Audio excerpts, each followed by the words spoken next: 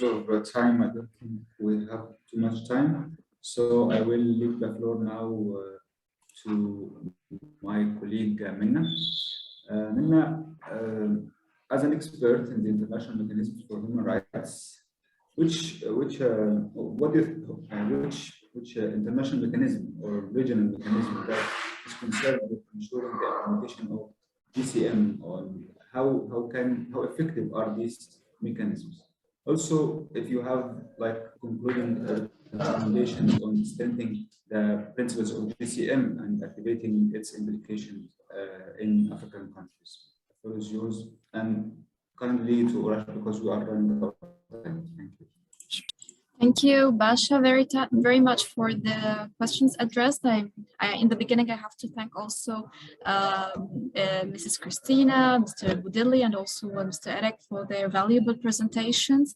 And I will be short and brief, answering your question that what are the regional and international mechanisms that help in the implementation of GCM. In fact, the GCM itself is stressed on the implementation that will be inconsistent with the international law, with building mechanisms and platforms that help with the migration in particular. In fact, as well as to the reviewing and the following up implementation, the UN, in the framework of the UN, the GCM is through a state-led approach. It helped with the relevant stakeholders and also civil society organizations to held a 4-year review that already had been started with 2020. Also in my particular capacity as working in the field of the international human rights mechanism, as Maat holds the consultative status with the UN ECOSOC. Maat is planning also to be part of the coming reconvened 30th session of the Commission on Crime Prevention and Criminal Justice. They will hold a very important debate on the effective measures to counter the smuggling of migrants, and in particular women and also children who are not accompanied, that we are planning to address the issue under the GCM and how the countries can, the states can play an effective role in such preparation. And also I invite you to, for all the participants, to join the debate that will be held on December 8th, and will be in a hybrid format, so you can join through Zoom as well. As also have been mentioned earlier in the presentations by the honorable panelists, that there is a global forum on migration that has also helped with the review process, and also what are the good practices and the public policy that have been implemented on the ground. Also, in particular, with what Mr. Budeli have mentioned on the situation in Libya in particular, there's also the Commission of Inquiry that is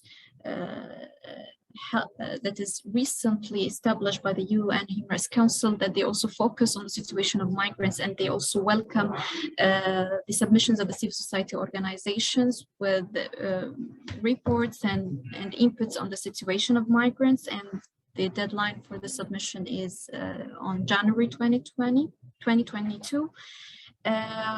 Also, there is an important pillar that I wish that to be added as well. When on the UPR, there's a particular addressing recommendations to particular groups that also have to be addressed in our reports in several aspects that we also Matt wish to address in the recommendations, either on the several pillars that is open for civil society organizations to give recommendations and to comment.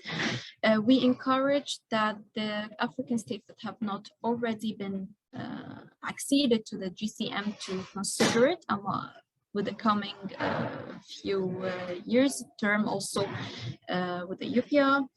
And we also wish that more awareness campaigns be established for migrants and also for civil society organizations that work with the migrants. Also, effective national mechanisms should be implemented in considerable with the national mechanisms on protection of human rights as well. I will rush. I wish also to address the importance of paying visits to the detention centers of migrants that will help with addressing the situation there, and also to file reports on the situation of migrants in such detention centers. And finally, we wish that the African state governments include the migration as a part of their national development plans to reduce the root causes. I will conclude for now, and I leave the floor back to Mr. Basha for concluding remarks. Thank you. Thank you very much, Nana. Very good in presentation.